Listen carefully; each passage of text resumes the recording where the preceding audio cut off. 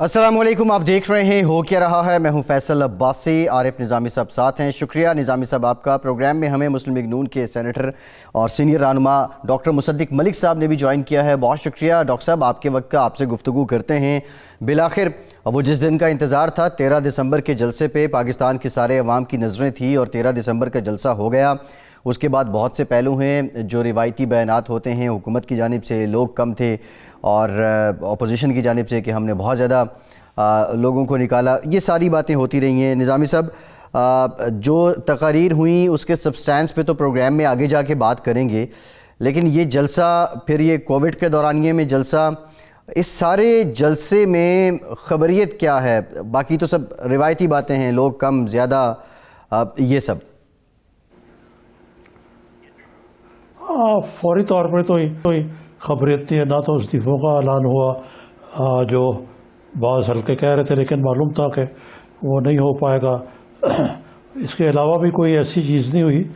लेकिन खबरियत यह है कि अपोजिशन का इत्तेहाद जो है एक हकीकत बनकर उभर आया, और ये पहले बड़ा मुश्किल था कि मुतहारिब किस्म के लोग जो माजी में एक दूसरे के दस्तों गिरफ्तार हैं इकट्ठे एक प्लेटफॉर्म पर जमा हो जाए।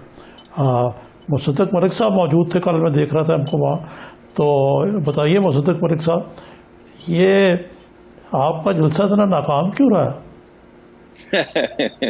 ये आपने देखें कहा कि गैर रिवायती बात करेंगे, फिर कैसा रवायती आपने फिक्रे से इसकी इब्तिदा कर दी। आप जरा मुझे नाकामी के पैरामीटर्स बता दें तो फिर मैं एक एक करके उनको टिक मार्क करता जाता हूँ कि जी ये वजूहात थी। कुछ सवालात पूछेंगे, एक तो उनका जवाब दे दें। एक तो सुना के 200-300 लोग थे या 1000-1200 लोग थे, हॉल खाली पड़ा था, भूख का आलम था जी, ये बात तो लोग उठ के जाना शुरू हो गए जलसे में से। और ये सर्दी भी बड़ी जब जलसा शुरू, जी सर्दी तो बहुत सख्त थी, लेकिन आपने वो तस्वीर तो मेरे ख्याल में गालिबन आप चला ही रहे हैं, जिससे वो 200-300 लोग जो हैं वो हर जानिब आपको नजर आ रहे हैं। लेकिन हमें इसका अंदाजा था कि मीडिया के ऊपर कुछ इस तरह का मामला चलेगा। मीडिया से मुतल्लिक हर शख्स नहीं है, मीडिया से मुतल्लिक वो अशखास हैं जो बोझ जो उन पर पड़ता है नहीं उठा सकते, मजबूर हो जाते हैं, अपनी उनके चैनल बंद हो जाते हैं, उनके लोगों की नौकरियां जाती हैं। जब हम जा रहे थे जलसा गाह की तरफ तो उस दौरानिए में हमें बहुत से टेलीफोन आए जिसमें हमें कहा गया कि अभी जलसा शुरू नहीं हुआ था, ये मैं आपको बता दूं, अभी दरमियान में लंच होना था। हम घर निकले थे जाती उम्रा से और जा रहे थे जफर अली रोड की तरफ, तो हमें पता चला कि बहुत से टेलीफोन आए हैं कि हम ये बोझ नहीं उठा सकेंगे, हमसे ये कहा जा रहा है कि आप ये टेलीविजन पे कहें कि ये जलसा नाकाम हो गया है। तो उसकी जो तस्वीर हैं वो आपके सामने, ये तस्वीर जो आप इस वक्त चला रहे हैं वो बड़ी वाज़ेह शक्ल में आपको वो वक्त बताती हैं जब जलसा ख़त्म हो रहा था या ख़त्म हो गया था, या कुछ तस्वीर जो पहले चलाई एक दो मीडिया चैनल्स ने वो थी जब जलसे में अभी लोग आ रहे थे और जलसा पुर नहीं हुआ था। मगर सवाल ये पैदा होता है कि ये दरमियानी तस्वीर जो शुरू में आपने चलाई हैं कि पूरे जलसा गाह में जितनी भी जगह थी, अगर वो हमारे वो मौलाना जब उनका इंतकाल हुआ, अल्लाह उनको जन्नत में जगह अता फरमाए, और रिजवी साहब को और उनकी जनाजा के लिए जब ग्राउंड पुर हो गई तो लोगों ने कहा कि लाखों का मजमा था, और हमने भी कहा लाखों का मजमा था। जब यही ग्राउंड फुल हो गई, जब इमरान खान साहब ने जलसा किया तो लोगों ने कहा लाखों का जलसा, उसने तो करोड़ों का भी जिक्र किया लेकिन लाखों करोड़ों का जलसा था। तो हमने भी कहा हाँ भाई अच्छा भला जलसा कर लिया। मगर जब पीडीएम ने और पीएमएलएन ने वही जलसा गाह भर दिया तो कहा गया कि भाई ये तो कुछ नाकाम सा लग रहा है। तो अब आप मुझे बताइए कि वो दरमियानी तस्वीर जो आपने दिखाई है जिसमें एक समंदर है लोगों का, जिस तरफ भी आप नजर दौड़ाएं और अगर आप फोकस करवाएं, वो जो भी लोग जिन्होंने क्लिप बनवाए हैं अगर आप उनको पुल के ऊपर फोकस करवाएं तो पुल के ऊपर भी लोग भरे हुए हैं। तो ये फिर कैसे ये नाकाम हो गया? मेरे ख्याल में ये जिस तरीका कार से इसको नाकाम कहा जा रहा है या नाकाम साबित करने की कोशिश की जा रही है वो मैंने आपको बता दिया, वो हम पे रास्ते में ही आया हो गया था। अच्छा ये बताइए कि ये कामयाबी या नाकामी की ये आपका एक पूरा राउंड हो गया जलसों का, हासिल क्या क्या क्या हासिल किया, क्या आर हुआ या क्या पार हुआ, कि इसके क्या ऑब्जेक्टिव अचीव हुए? کیونکہ ایک تو مولانا نے کہا تھا کہ جی بس 4 ہفتوں کی مہمان ہے یہ حکومت تو بیٹھی ہوئی اور ٹس سے مستی ہو رہی، اور بھی آپ کی کوئی بات نہیں مانی گئی۔ عمران خان صاحب کہتے ہیں کہ میں NRA نہیں دوں گا جتنا زور لگا لیں، تو پھر کیا حاصل کیا آپ نے؟ دیکھیے نظامی صاحب، ہم نے تو ایک ہی بات پیش کی ہے، ہماری آپ نے کہا کوئی بات نہیں مانی ہے، ہماری تو ایک ہی بات ہے، اور ہماری بات یہ ہے کہ حکومت مستعفی ہو، کیونکہ یہ حکومت جمہوری طریقہ کار سے نہیں آئی، اور ہماری یہ خواہش ہے کہ نئے الیکشن کروائے جائیں، اور ان نئے الیکشنوں میں ایک عوام کی نمائندہ حکومت لائی جائے جو ایجنڈا جو ہے IMF کا لے کر آگے نہ چلے، جو ایجنڈا غریب آدمی کا لے کر چلے۔ تو پہلی بات تو یہ ہے کہ ہمارا ایک ہی مطالبہ ہے، مگر بات آپ کی ٹھیک ہے کہ وہ مطالبہ ابھی تک قبول نہیں ہوا، اسی وجہ سے یہ جلسے چل رہے ہیں، اسی وجہ سے لانگ مارچ ہوگی، اسی وجہ سے استعفے دیے جائیں گے۔ تو یہ تمام جو آپ کے سامنے جو چیزیں آئی ہیں ابھی تک، وہ یہ کڑیاں ہیں ایک پوری زنجیر کی جو اسلام آباد کی طرف جا رہی۔ جی دوسری جو اہم چیز ہے کہ اس سے ہم نے حاصل کیا کیا، تو وہ بے آواز لوگ جن کے گھر لٹ گئے ہیں۔ میں ابھی اس کی موبلائزیشن کے لیے لاہور کی گلیوں میں گیا، آپ یقین مانیے آپ جس جگہ جا کے 10 15 20 50 100 لوگوں سے بات کریں، وہاں پہ کوئی نہ کوئی عورت رونا شروع کر دیتی ہے۔ تو اس عورت کے دکھ کا مداوع کون کرے گا؟ اس عورت کی آواز کس کو بننا ہے؟ بھائی جو ووٹ لے کر آیا ہے اسی کو بننا ہے نا۔ اور آئین بھی کہتا ہے کہ آپ پارلیمان میں آواز اٹھائیں، جو ہم نے اٹھائی اور جو ہمارا حشر کیا گیا، چاہے وہ سینٹ کے الیکشن ہو، چاہے وہ فیٹف کے بل ہوں، وہ آپ کے سامنے ہے۔ دوسرا طریقہ یہ کار ہوتا ہے کہ حکومت لیڈرشپ دکھائے اور آل پارٹیز کانفرنس بلائے اور لوگوں کو بٹھائے اور کہے کہ ہاں معیشت کے حوالے سے یہ ہمارے مسائل ہیں، آپ سب بیٹھیں۔ وہ بھی نہیں ہوا۔ جب راستے دونوں مسدود ہو گئے جو آئین نے ہمیں دیے ہوئے، ایک پارلیمان کا اور ایک سیاسی جماعتوں کے اکٹھ کا، تو تیسرا راستہ سڑک کا ہے جو آئین نے تجویز کیا ہے۔ تو وہ سڑک کا راستے میں ہم نے ان بیواؤں، ان بوڑھی عورتوں، وہ سرکاری افسران جن کی تنخواہ نہیں بڑھی، ان سب کا مقدمہ آج سب کے سامنے رکھا ہے، اور اس کے نتیجے میں آج اس پروگرام میں وہ مقدمہ میں عوام کے سامنے رکھ رہا ہوں۔ یہ بہت بڑی کامیابی ہے جی، یہ فرض ہے ہمارا۔ کامیابی تو خیر کیا ہوگی، کامیابی تو اس وقت ہوگی جب تخت کا مداوع ہوگا۔ تو بات یہ ہے کہ پھر سارے پاکستان کے لوگ بات تو ایک ہی کر رہے ہیں، اور وہی کر رہے ہیں جو نواز شریف صاحب کر رہے ہیں۔ آپ نے بھی وہی بات کی کہ اگر کوئی ایسی غیر آئینی انٹرفیرنس ہے تو اس سے کسی کو بھی فائدہ ہو، ہمیں فائدہ ہو، آپ کو فائدہ ہو، کسی اور جماعت کو فائدہ ہو، وہ غیر آئینی ہے اور اسے ختم ہونا چاہیے۔ اور آنے والے وقت میں اگر ہم چاہتے ہیں کہ جمہوریت آگے بڑھے اس ملک میں، تو پھر ہمیں چاہیے کہ کوئی نیا طریقہ کار سوچیں جس میں جو کچھ آئین میں لکھا ہوا ہے ان حدود کے مطابق سب لوگ آگے بڑھیں، اکٹھے بڑھیں۔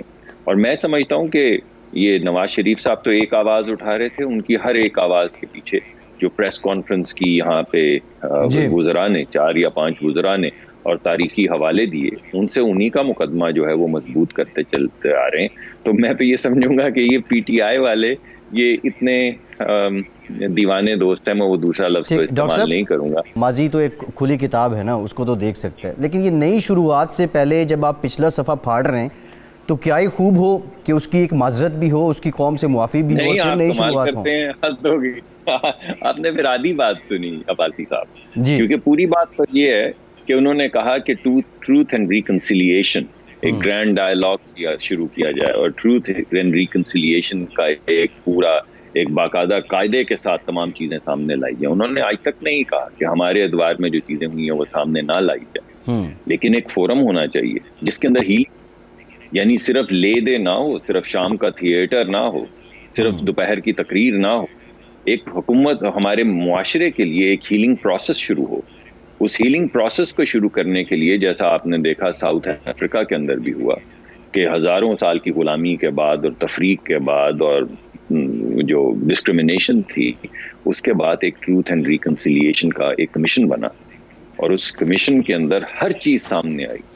جو افریقن جو تھے وہاں پہ بلیک افریقنز تھے، ان کے اوپر جو مظالم ہوئے وہ بھی سامنے آئے، جو انہوں نے ظلم کیے وہ بھی سامنے لائے گئے، جو صدیوں سے وہاں ایک طرح سے غلامی میں رکھا گیا بلیک افریقنز کو وہاں پہ وائٹ افریقانز نے، وہ بھی تمام مظالم سامنے لائے گئے اور ہر ایک پہ بات کی گئی اور ان کو ایکسیپٹ کیا گیا۔ لوگ روئے وہاں پہ بیٹھ کے، لوگوں نے اپنے ظلم سامنے رکھے، مقدمہ سامنے رکھا۔ تو اس لیے بھی خواہش یہی ہے کہ اگر ہمیں واقعی کوئی سیاسی پوائنٹ سکورنگ نہیں کرنی اور ہمیں واقعی ہیلنگ کا پروسیس، اپنی ایک معاشرے کی ہیلنگ کا پروسیس شروع کرنا ہے، تو ہر چیز جو پاکستان میں غلط ہوئی ہے اس کو سامنے لایا جائے، اور یہی بات کی جا رہی ہے. اس میں کہیں بھی نہیں کہا گیا کہ ہمارے ادوار کا ذکر آپ مت کریں. جی اچھا مصدق ملک صاحب، یہ بتائیے کہ شیخ رشید نے اپنی وزارت داخلہ کا جو آغاز ہے، میاں نواز شریف کو یہ تنبیہ دی ہے کہ اب بہت ہو گئی، اب مزید نہیں برداشت کیا جائے گا. تو ایک تو بات یہ ہے کہ شیخ رشید کیا کریں گے اور کیا کر سکتے ہیں. اس کے ساتھ ہی میرا دوسرا سوال یہ ہے جڑا ہوا کہ کو مذاکرات کی بھی باتیں ہو رہی ہیں. شیخ رشید صاحب نے بھی کہا ہے، فواد چودھری نے بھی کہا، اور بھی ادھر ادھر سے بات آ رہی ہے کہ ہم مذاکرات کریں گے. لیکن وزیر اعظم صاحب نے تو بڑا سخت پیغام دیا اپوزیشن کو، یہ مجھے بلیک میل کر رہے ہیں. میں یہی سمجھوں گا اپوزیشن بلیک میل کر رہی ہے. کس طرح کر رہی ہے معلوم نہیں، کہ میں این آر او دوں اور این آر او میں دینے کا نہیں ہوں. تو یہ مذاکرات کے بارے میں کوئی جی ٹھیک ہے نظامی صاحب، اس سوال کا جواب ایک بریک کے بعد لیتے ہیں. ہمارے ساتھ رہیے.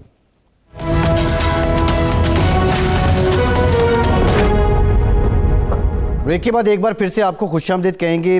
بریک سے پہلے بھی ہم ذکر کر رہے تھے، ان دا مین وائل ڈیولپمنٹ ہوئی کہ 31 دسمبر تک پی ڈی ایم کے جو ارکان قومی اسمبلی ہیں اپنی جماعت کی لیڈرشپ جو ہے نظامی صاحب ان کے پاس استعفے پیش کر دیں گے. اور آج باضابطہ طور پہ 31 جنوری 2021 تک حکومت کو پی ڈی ایم نے مستعفی ہونے کا الٹیمیٹم دے دیا ہے.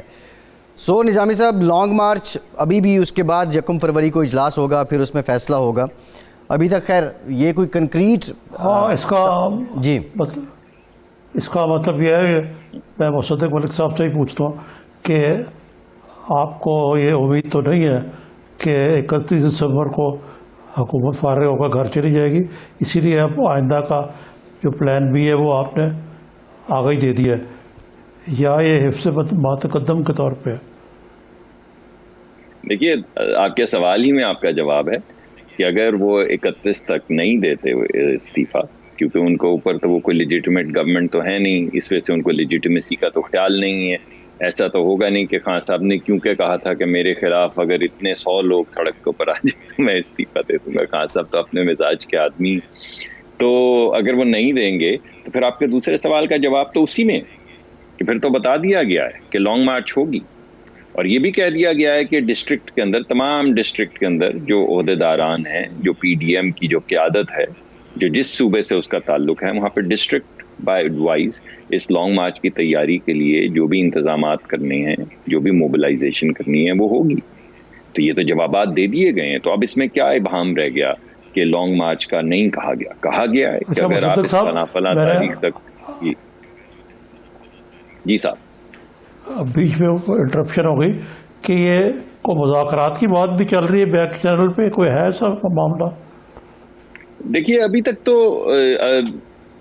آپ جس بیک چینل کی بات کر رہے ہیں، مجھے یہ بتائیے کہ اگر وزیر اعظم، اگر کوئی امکان بھی ہو، ایک تو یہ ہے کہ بالکل حتمی طور پہ یہ کہہ دیا گیا ہے کہ کوئی امکان نہیں ہے، مذاکرات کا وقت گزر چکا ہے، کیونکہ مذاکرات نہیں، سیاسی جو اکھاڑا ہے اسے تو مذاق رات بنا دیا ہے اس حکومت نے. لیکن آپ ساتھ کے ساتھ دیکھیں، روز وزیر اعظم صاحب آ کے کہتے ہیں میں این آر او نہیں دوں گا، بات کروں گا، این آر او نہیں دوں گا. آپ ایسا کیجئے نظامی صاحب، آپ خان صاحب کو بہت عرصے سے جانتے ہیں اور ماشاءاللہ اس سے بھی زیادہ آپ کا تجربہ ہے، سیاسی بصیرت ہے آپ کی، اور ایز اے جرنلسٹ، اہل قلم، اہل دانش، اہل خرد آپ کا تجربہ ہے.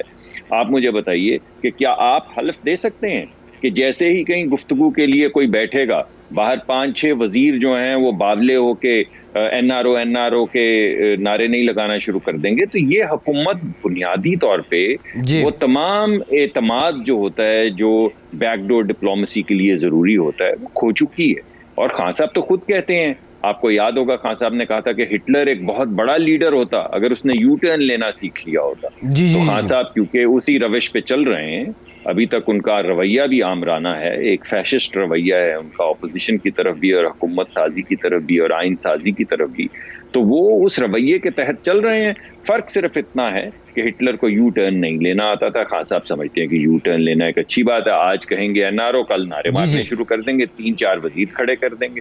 اس وجہ سے مجھے لگتا ہے کہ اب مذاکرات کا کوئی سپیس نہیں رہے گی. پولیٹیکل پولرائزیشن اتنی ہو چکی ہے اور اعتماد ہم ایک دوسرے پہ اتنا کھو چکے ہیں کہ اب ہم کسی سے کیا گفتگو کریں. جیسے گفتگو کریں گے کچھ نہ کچھ غلط نکل آئے گا. یہ پہلے 3-4 مرتبہ حکومت کر چکی ہے. فیٹف کے بل کے درمیان میں حکومت نے کیا کہ پہلے بلایا بات کرنے کو, پھر باہر نعرہ NRO کا لگا دیا.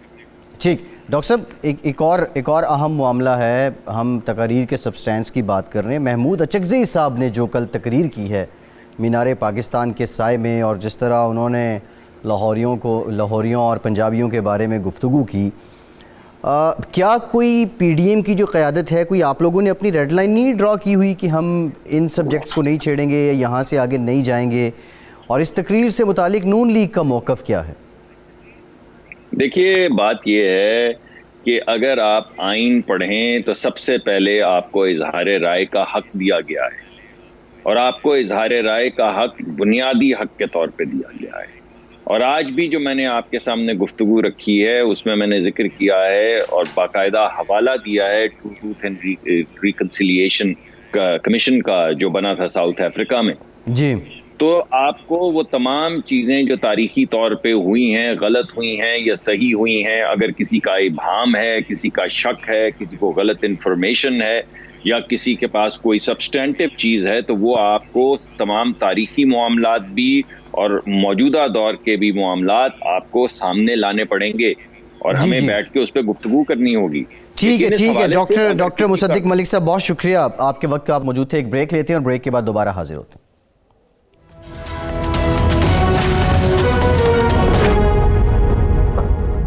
بریک کے بعد ایک بار پھر سے پروگرام میں آپ کا خیر مقدم کرتے ہیں. بریک میں ہمیں جوائن کیا ہے صوبائی وزیر برائے صحت حکومت پنجاب ڈاکٹر یاسمین راشد صاحبہ نے. ڈاکٹر صاحبہ thank you very much for joining اس. ڈاکٹر صاحبہ آپ کی طرف آتے ہیں. نظامی صاحب, ڈاکٹر صاحبہ نے تو بڑی پریس کانفرنس بھی کی, ٹاک شوز میں بھی کہتی رہی کرونا ہے, اکٹھ نہیں ہونا چاہیے, لیکن بالآخر یہ اکٹھ ہوا. لیکن اب یہ جو 31 جنوری تک کی ڈیڈ لائن ہے, اور اگر واقعی لانگ مارچ ہوتا ہے نظامی صاحب, تو جو مقاصد ہیں PDM کے وہ حاصل ہو جائیں گے, یا یہ 31 جنوری کی اتنی لمبی ڈیڈ لائن دینے کا مقصد ہی یہی ہے کہ ان بٹوین کوئی راستہ, کوئی معاملات طے ہو جائیں؟ نظامی صاحب یہ بہت کچھ ہو رہا ہے, میں عرض کروں گا, لیکن یہ کولنگ آف پیریڈ کے لیے بھی ہے, اور شاید کوئی بات آگے بڑھے تاکہ حکومت اور اپوزیشن کے درمیان کوئی مذاکرات کا رستہ کھلے, کیونکہ اس طرح تو ملک نہیں چل سکتا کہ آپ جلسے کرتے رہیں, جلوس کرتے رہیں, اور ملک کی اقتصادی حالت پتلی ہونے کے. جو محترمہ سے میرا سوال ہے وہ یہ ہے کہ آپ نے کہا کہ یہ لوگ کوارنٹین کریں 14 روز کے لیے, جن لوگوں نے یہ خلاف ورزی کی کل کووڈ کے حوالے سے, تو یہ اس کو عملی طور پہ کیسے ممکن بنایا جا سکتا ہے؟ وہ لوگ جو آپ کی بات کو رد کر کے جوک در جوک جلسوں میں شریک ہو رہے ہیں, شادیوں پہ جا رہے ہیں, ڈاکٹری ایکٹیویٹیز کر رہے ہیں, وہ آپ کی بات کہاں مانیں گے؟ جی ڈاکٹر صاحب بہت مہربانی. جی نظامی صاحب بہت مہربانی یہ بات پوچھنے کی. دیکھیں اہم چیز یہ ہے, میرا فرض بنتا ہے بطور وزیر صحت کہ میں لوگوں کو کم سے کم احتیاط اور حفاظت تو ضرور بتاؤں نا. یہ نہ ہو کہ کل وہ ہم سے یہ شکایت کریں کہ ہم یہ بھی بات نہیں کر رہے آپ سے. آپ کو پتہ ہے, آپ کے سامنے جس طرح آپ نے فرمایا ہے کہ میں کتنے عرصے سے ان کے پیچھے پڑی ہوئی تھی کہ مت کریے. وجہ یہ ہے کہ وبا پھیل رہی ہے, اور لاہور آپ کو پتہ ہمارا پہلے دن سے ایپی سینٹر رہا ہے, آج کا نہیں. جس دن سے یہ وبا آئی ہے لاہور واز این ایپی سینٹر. انفیکٹیوٹی ریٹ بڑھتا گیا. ابھی پچھلے دنوں بڑی مشکلوں سے انفیکٹیوٹی ریٹ کو کچھ تھوڑا کم کیا. اب مقصد یہ ہے کہ دو بہت اہم فیکٹرز تھے. ایک تو سب سے بڑی بات تھی کل بڑی شدید سردی تھی. اچھا سردی کے اندر قوت مدافعت لوگوں کی ویسے ہی کم ہو جاتی ہے, اور پھر سب سے بڑی بات ہے جب اس طرح کا اکٹھ ہو تو وبا کا پھیلنا جو ہے وہ آپ کو پتہ ہے, آپ بھی سمجھتے ہیں اور میں بھی سمجھتی ہوں کہ کتنی جلدی پھیلے گی. جب لوگ اکٹھے ہو جائیں اور ایسی جگہ پہ اکٹھے ہو جائیں تو وبا پھیلے گی. آپ کو پتہ ہے کہ پہلے بھی ہماری جو لاہور میں اور باقی پنجاب کے اندر تعداد بڑھی ان اکٹھوں کی وجہ سے بڑھ رہی ہے, اور ہم بالکل حفاظتی تدابیریں اختیار نہیں کر رہے. لوگوں سے زبردستی والی بات آپ کے سامنے ہے. کچھ ایریاز ہم نے لاک ڈاؤن کر دیتے ہیں, جہاں نمبر آف پیشنٹس بڑھ جاتے ہیں وہ علاقے جو ہم بند کر دیتے ہیں. لاہوری کے اندر کوئی تقریباً 60 سے زیادہ علاقے جو تھے وہ بند کر دیے گئے تھے جہاں تعداد مریضوں کی بڑھ رہی تھی, اور یہی کچھ کرنا پڑے گا. جیسے جیسے مریضوں کی تعداد بڑھے گی ہمیں ان علاقوں کے اندر لاک ڈاؤن کرنے پڑیں گے. پھر ہم نے مائکرو اسمارٹ لاک ڈاؤنس کیے تھے جہاں ایک ایک گھر کو بند کر دیا گیا تھا کہ بھئی آپ کے گھر کے اندر اگر 2 فرد یا 3 فرد جو ہیں وہ پازیٹیو یا 1 فرد پازیٹیو آ گیا ہے تو آپ گھر والے بھی گھر کے اندر رہیں, تاکہ اگر آپ ایکسپوز ہو گئے ہیں تو 14 دن میں پتہ چل جائے گا. And if you are all clear then you can go. تو یہ میں تو ان کو ریکویسٹ اس لیے کی ہے کہ آپ نے اپنے آپ کو ایکسپوز تو کر لیا, اور اس ایکسپوزر کا ویسے فائدہ بھی کوئی نہ ہوا. جتنا شور تھا کہ یہ بڑا جلسہ ہونا ہے اور ٹھاٹھے مارتے ہوئے سمندر ہوگا, وہ تو آپ کے سامنے کل کے حالات آپ نے دیکھ ہی لیے, کتنے لوگ اکٹھے ہوئے. لیکن جتنے اکٹھے ہوئے انہوں نے کم سے کم وبا ضرور پھیلا دینی ہے, اس کو مزید ہمارے لیے مشکلات پیدا ضرور کرنی ہے. تو میری ان سے یہ ریکویسٹ ہے کہ آپ اپنے آپ کو خود آئسولیٹ, کیونکہ ہوم آئسولیشن کا آپ کو پتہ ہے نیا جو طریقہ وہ ہم ہوم آئسولیشن کے لیے لوگوں کو ریکویسٹ کر سکتے ہیں کہ اگر آپ گئے ہیں تو آپ گھر میں رہیے اور اپنے گھر والوں سے بھی دور رہیں, ایک کمرے میں علیحدہ رہیں, تاکہ خدا نہ خواستہ اگر آپ کا ایکسپوجر ہو چکا ہے تو یہ نہ ہو کہ آپ باقی لوگوں کو انفیکٹ کر دیں. جی ٹھیک ہے ڈاکٹر صاحبہ, یہ بات تو ٹھیک ہے, لیکن لاہوریوں نے تو آپ کی بات مانی ہے اب کی بار, کیونکہ یہ رپورٹس بتا رہی ہیں کہ لاہوری نون لیگ کے جو کارکن ہیں وہ کم آئے ہیں نسبتاً جو دوسرے علاقوں سے لوگ آئے ہیں. مسئلہ یہ ہے کہ میرا خیال ہے بڑی تکلیف دہ بات ہوگی آج نون لیگ کے لیے کہ جس شہر سے انہوں نے اپنی نون لیگ کی بہت ساری سیٹیں لی ہوئی ہیں اس شہر کا آگے سے رسپانس انہوں نے دیکھ لیا ہوگا. امپورٹنٹ کیا چیز ہے؟ امپورٹنٹ یہ کہ کیا ان کا موقف صحیح ہے. کوئی بھی بندہ آپ کے صحیح موقف کے ساتھ چل سکتا ہے. موقف کیا ہے؟ آپ کہتے ہیں جی ہمارے ساتھ ہماری ووٹ چوری ہو گئی. بھئی آپ لوگوں نے کوئی پٹیشن جمع کروائی تھی, کوئی اعتراضات کیے تھے. عمران خان صاحب نے تو جب اسمبلی میں آئے تھے تو انہوں نے یہ کہا تھا کہ اگر آپ لوگوں کا خیال ہے کہ کوئی حلقے کھولنے چاہیے تو ہم تیار ہیں, آپ بتائیے کن کن حلقوں کو کھولنا ہے. ان سے زیادہ تو ہم نے پٹیشن جمع کروا رکھی تھی کہ ہمارے ساتھ زیادتی ہو رہی ہے, کیونکہ ہماری تو حکومت تھی نہیں, حکومت بھی ان کی تھی, انٹرم گورنمنٹ بھی ان کی تھی. تو اگر زیادتی ہو رہی تھی تو ہم لوگوں کے ساتھ زیادتی ہو رہی تھی, ان کے ساتھ تھوڑی زیادتی ہو رہی تھی. اب امپورٹنٹ یہ چیز ہے, وہ ایک بیانیہ ہے ان کا کہ جی ہماری ووٹ چوری ہوئی اور ووٹ کو عزت دو. بھئی ووٹ کو عزت دینے والی بات ہوتی تو جو میرے ساتھ انہوں نے کیا تھا 2017 کے الیکشن میں, آپ کو شاید یاد ہو, کون سی گلی میں پھر کے اور کتنا رونا دھونا میں نے ڈالا تھا کہ 2 ارب روپے یہ خرچ کر رہے ہیں یہاں اور سامنے خرچ کر رہے ہیں, خدا را کوئی تو ان سے حساب لے, یہ کیسے کر رہے ہیں. تب ووٹ کی عزت کا کسی کو خیال نہیں تھا. دوسری بات ہے, جہاں تک مہنگائی وغیرہ کا تعلق ہے, لوگ سمجھتے ہیں اور جانتے ہیں کہ حالات ملک کے اس لیول پہ کس طرح پہنچے, ان کی غلط پالیسیوں کی وجہ سے پہنچے. اس وقت پوری کوشش کی جا رہی ہے کہ حالات بہتر کیے جائیں. اب جہاں تک صحت کا تعلق ہے, میں آپ کو ایک بات بتا دوں, اللہ کی بہت بڑی ہمارے پہ مہربانی ہے کہ آپ دیکھیں کووڈ جیسی ایسی یعنی تکلیف دہ بیماری جس نے پوری دنیا کو گھٹنے ٹیک دیے, الحمدللہ ہم نے اللہ کی مہربانی سے بہت بہتر اس کو مینج کیا ہے. ساری دنیا نے ہماری مینجمنٹ کی تعریف کی ہے. ساری دنیا نے کہ جس طرح پاکستان نے اس سچویشن کو کنٹرول کیا ہے, اس طرح ہمیں بھی کنٹرول کرنا چاہیے تھا, جس میں معیشت بھی چلتی رہی اور الحمدللہ کیسز کی تعداد بھی کم. مائکرو لاک ڈاؤنز جو اسمارٹ لاک ڈاؤنز ہیں ان کا ہمیں بہت فائدہ ہوا اور لوگ اس کو بار بار کوٹ کر رہے ہیں. اس لیے میں آپ کو یہ بات بتاؤں, لوگ سمجھتے ہیں اس بات کو اور جانتے ہیں, اور اسی وجہ سے شکر ہے خدا کا کہ لاہور کے لوگوں نے میری بات مان لی. میرے سے میرا خیال ناراضگی ختم ہو گئی اور انہوں نے نہیں گئے جلسے کے اندر, عقل مندی کی انہوں نے, لیکن جو یہاں آئے تھے وہ وبا لے کے واپس چلے گئے. اچھا محترمہ, یہ بتائیے کہ آئندہ جو چند ماہ ہے آپ کووڈ-19 کے حوالے سے کیسے دیکھتے کہ حالات مزید ابتر ہوں گے یا یوں ہی رہیں گے یا بہتر ہو جائیں گے؟ इंशाल्लाह बेहतरी की तरफ हम आएंगे। आपको भी पता है कि तीसरा मरहला चल रहा है इस वक्त वैक्सीन का, जो ट्रायल चल रही है, और इंशाल्लाह जिस दिन वो मुकम्मल हुई हम उम्मीद रखते हैं कि अल्लाह ताला उसमें हमें कामयाबी देगा। और जब वो ट्रायल कामयाब होगी, आपको पता है एक बहुत बड़ी रकम जो है हुकूमत पाकिस्तान ने इस वक्त मखसूस कर रही है, जो Nerli it's about $250 million now, जो उन्होंने कहा ख़ास तौर पे वैक्सीन जो है जब आएगी तो हम इंशाल्लाह परचेज़ करके अपने लोगों को लगाएंगे। वजह यह है आरिफ साहब, हम देखें हमारी फोकस जो है वो इंसानों पे है, इंसानों की सेहत पे है, हमारी कौम की सेहत के ऊपर है, इसलिए हम वो हर काम कर रहे हैं जिससे हमारी कौम जो है वो अपनी सेहत की तरफ उनका वो उनको सेहत बेहतर मिले। तभी हम वैक्सीन पे भी काम कर रहे हैं और कोशिश कर रहे हैं कि ये वबा पे भी कंट्रोल रहे।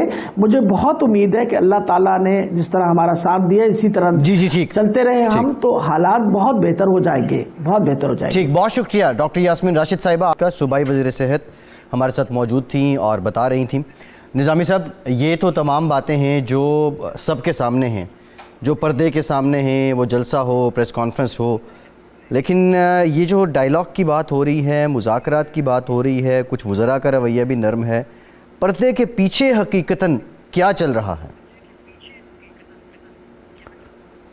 और मुझे एक बात ने चौंकाया कि बिलावल भुट्टो साहब शहबाज शरीफ के पास जा रहे हैं, अफसोस कर रहे हैं उनकी वालदा का। ज़हन पे जोर दिया तो ख्याल आया कि शहबाज शरीफ PMLN के सदर भी हैं, तो ये अगर उनसे कोई सियासी मुशावरत कर रही थी और बात कर रही थी तो ये लाहौर के जलसे से पहले होनी चाहिए थी। लेकिन शहबाज शरीफ आहिस्ता आहिस्ता इररेलेवेंट होते जा रहे हैं, क्योंकि वो अभी हाल ही में जब उनकी वालदा के इंतकाल के लिए लोग अफसोस करने गए तो वहाँ भी वो अपने इस राय का आधार करते रहे कि ये एजुटेशन की सियासत जो है ये काउंटर प्रोडक्टिव होगी। अब इस पस मंज़र में ये आखिर ऐसी क्या रोल है जो शहबाज शरीफ साहब अदा कर सकते हैं, और वो रोल ये है कि शहबाज शरीफ साहब ये मुज़ाकरात के अमल में इनको कोई बीच में फिट किया जाए। और मेरी इत्तला के मुताबिक अनकरीब शहबाज शरीफ साहब को और उनकी फैमिली को जो सहूलतें वो कम से कम किसी हद तक नैब की हद तक या अदरवाइज़ वो आसान की जाएगी कि जिस तरह वो इस वक्त मुसलसल पाबंद सलासल है, इसको ख़त्म किया जाए। निज़ामी साहब, आप ये कह रहे हैं कि शहबाज शरीफ को अनकरीब कोई रिलीफ मिलने वाला है। एक और बड़ी अहम बात है जो बिलखसूस शरीफ फैमिली के मुखालिफ हैं, वो ये कहते हैं कि जो नवाज़ शरीफ और मरीम नवाज़ साहिबा का इंतहाई बयानिया है, उससे जान छुड़ाने के लिए शहबाज शरीफ साहब ने दानिस्ता अपनी ज़मानत की दरख्वास्त भी वापस ली और वो जेल में जाके बैठ गए। क्या ऐसी हकीकत भी है कोई? नहीं, ये हकीकत जो है शहबाज शरीफ साहब को खुद मालूम होना चाहिए कि कब तक वो ये गोरख धंधा खेलते रहेंगे कि जी वो जेल के पीछे छुपेंगे या बाहर चले जाएंगे 6 महीने के लिए लंदन सैर करने के लिए। उन्हें बिलाखिर अगर मुल्क में सियासत कर रही है तो उन्हें रोल अदा करना पड़ेगा। और उनके जो मुरब्बी हैं जो काफ़ी हैं बाय द वे, उनके बड़े अच्छे तल्लुकात हैं अस्करी क़यादत में बहुत से लोगों से। वो कहते हैं कि आप अपना रोल अदा करना है तो आप खुलकर सामने आए, और शायद ये वक्त आ जाए जब कोई सुलह-जोई का काम हो। लेकिन इस वक्त मामला कुछ ज़रा इतना सहल नहीं है। मसलन जो मियां नवाज शरीफ की तकरीर है जी, उससे तो ये पता लगता है कि वो तो इंतहाई हार्ड लाइन लेना चाहते हैं। और ये जो जलसा था इसमें जो एक पैगाम ये भी गया कि चाहे वो मौलाना फजल रहमान हो या और मुकर्रीन हो, वो पाकिस्तान में एक जमहूरी अदारों को फ़रोग़ देने के लिए नेशनल सिक्योरिटी स्टेट की बजाय एक सिविलियन डोमिनेटेड स्टेट बनाना चाहते हैं। और यही असल ये जो ऑब्जेक्टिव है ना इस वक्त ये अपोजिशन के एक्सीट का, वो यही है जिसमें ख़ास तौर पे बिलावल भुट्टो भी पेश है। मियां नवाज शरीफ तो खैर अब है ही खुल के आ गए हुए हैं, मरीम का भी ये हाल है। तो शहबाज शरीफ साहब का जो बयानिया है वो मेरे ख्याल से अपोजिशन के बयानिया के बरखलाफ चल रहा है। جی اچھا نظامی صاحب، یہ جو آپ نے بات کی کہ شہباز شریف صاحب ریلیونٹ ہوتے جا رہے ہیں، یہاں تو وہ ہمارے یہاں تو وہی مثال ہے، یہاں ہونا نہ ہونا عین ہونا ہے. تو یہ جو پہلے بھی جب اعتزاز احسن صاحب نے کہا تھا، شہباز شریف صاحب جب گرفتار بھی ہوئے تھے کہ یہ وہاں رہ کے بہتر موو بنا سکتے ہیں اینڈ دین وہ اس کو پاس آن کر سکتے ہیں اپنے بھائی کو. اب اگر کوئی ایسے معاملات شہباز شریف صاحب کو ریلیف مل رہا ہے، یہ صرف ان کی حد تک ہوگا یا ان کے جو بھائی ہیں کوئی مشروط ہوگا کہ وہ اپنے بیانیے میں کچھ نرمی کر لیں، مریم صاحبہ بھی کسی حد تک جو ہے وہ نرم ہو جائیں، کنڈیشنل ہوگا یہ صرف شہباز شریف صاحب کے لیے ہوگا؟ یہ نہیں، یہ شہباز شریف صاحب کو ڈیلیور کرنا پڑے گا اور یہ ان کے لیے بہت مشکل ہوتا جا رہا ہے ان حالات میں ڈیلیور کرنا، کیونکہ عملی طور پہ مسلم لیگ میں قیادت کی تبدیلی ہو چکی ہے. اب اس میں تو کوئی شک ہی نہیں رہا کہ محترمہ مریم نواز جو ہے وہ پی ایم ایل این کی سربراہ ہے. میاں نواز شریف باہر ہے، ان کی صحت بھی جو ہے وہ خراب ہے، لیکن ان کی جو ہارڈ لائن ہے وہ بڑی ڈومیننٹ ہے پارٹی کے اوپر. تو اس صورتحال میں P M L N left کی پالیٹکس کہہ لیں یا ریزسٹنس کی پالیٹکس کہہ لیں یا ایجیٹیشن کی پالیٹکس کی طرف جا رہی ہے. اسی طریقے سے بلاول کی لائن جو ہے وہ بھی کوئی ایسی نیم ضرور نہیں ہے. اب انہوں نے مذاکرات کا رستہ ہی بند کر دیا. تو اس صورتحال میں یہ اپوزیشن کی جو ایجیٹیشن بھی ساتھ اگر چلتی ہے تو خان صاحب کو مذاکرات کے رستے کھولنے چاہیے بجائے اس کے اور کہ وہ بالکل ہی میں نہ مانوں کی کریں بات. اور وہ لوگ جو پی ایم ایل این میں اس لائن کو پرسو کرنا چاہتے ہیں ان کی ساتھ کوئی بیک چینل کھولنا چاہیے. ٹھیک ہے نظامی صاحب، پروگرام کا وقت ختم ہو گیا، بہت شکریہ آپ کا. کل کی جو ملاقات ہوتی ہے شہباز شریف اور بلاول صاحب کی، اس میں کیا نکلتا ہے، کیا بات سامنے آتی ہے، پھر اس پہ بات کریں گے. آج کے پروگرام سے اتنی اجازت دیجیے.